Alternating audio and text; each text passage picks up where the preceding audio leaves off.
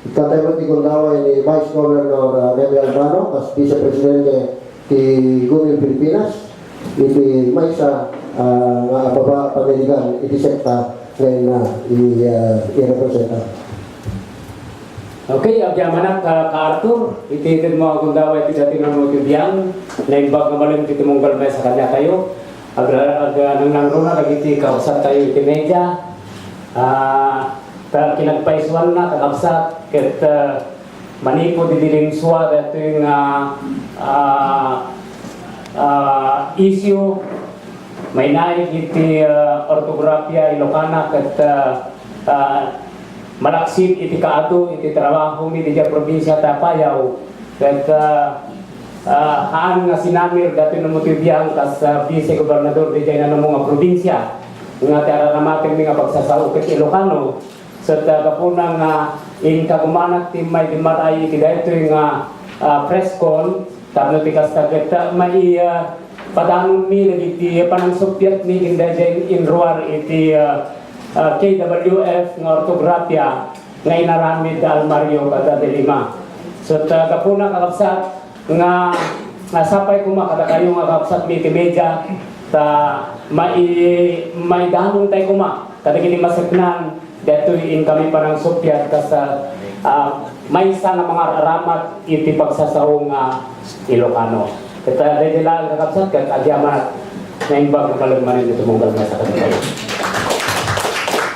Agyaman Vice, as representative of the private media who used to be the forefront of the government media sector, yung Pubel Pakris, nagtatagang kinamin daras ang opisyal ng Gumil Pilipinas iti na dumaduma ng pwesto. Pubel.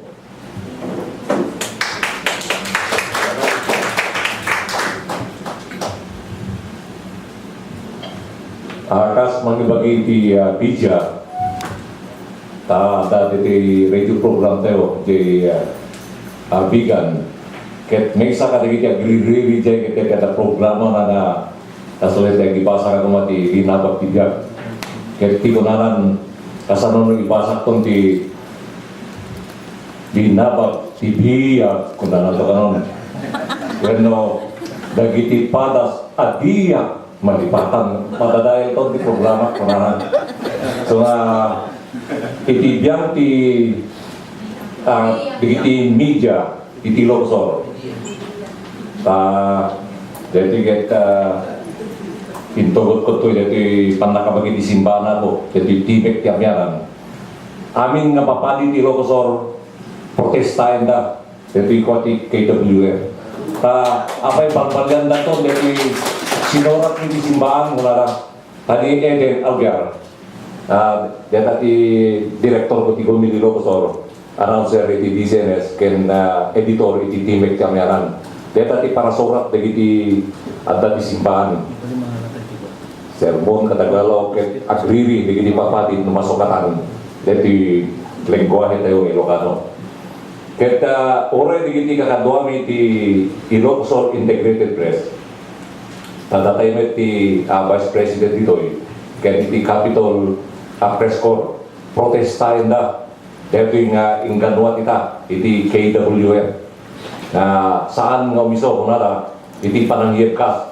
ore iti memestra taglek-lecture ti campus journalism iti Ilocos Norte ken iti Region 1 ore iti memestra ket adumet ket ti sana mga yak ket iti impauro kita iti KWF ngay mahanda lang nga kaya tunay nga agriri ta dapo ka iti igandanuat ti DepEd ken iti KWF so nga ti biag mi ti media kakaduami nga announcer dagiti ti radio, telebisyon ken print media talagang babalawin mi dito nga panakasukat iti panangyepkas kadagiti nga balikas tamata dahil ti newscast mi iti program mi kada dito dadunga pa yung pakasektan iti radio ken telebisyon.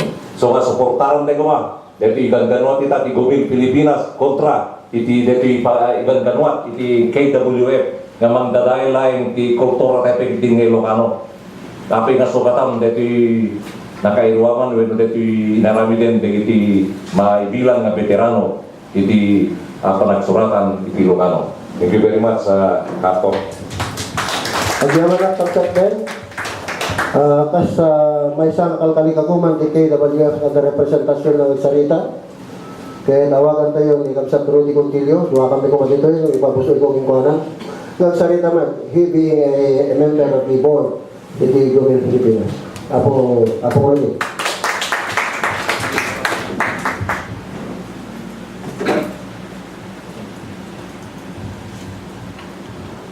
Nembaga man tayo amin na gayang nagkakapsat, nangarula ka dali tayo pada nga dahil di media, hindi po apisales di Gomel Pilipinas. Dahil yung anak ng kapsat yun ako, salita kas director di Gomel Pilipinas, and at the same time, will represent the Federated Parents Teachers Association of Ilocos. Direktorat di Jaya po. Umuna ay padanon ko kay lipay rugyan dada ito yung 4 years ago rugyan dada yung plano ni Delima kay Almario ako kay ni Apo Lopez at tani naramid di PTA Federated di Ilocos Oriental kay siya kaya po di Vice President na parang kontrami katata tuntulin mo lain so nga idanong ko bala na po dahil ang nagkaganti PTA, nagilipada nga naganak.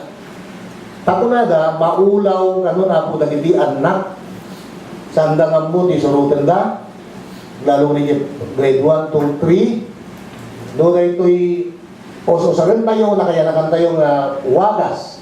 Ipagsuratan ni Ilocano ni Jero Rombar ni Banawag na mga susurot ka na niya ortografia Ilocana. Uwan mo na ito'y tatay ipaulog na po ti dati KWR nga nangaramatan na kadagiti bangi sorsoro.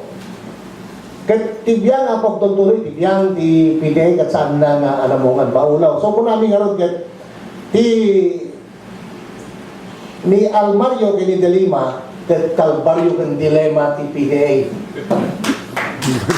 Hindi ako. So kung mga nga kat Delima sa South League sa usefulness.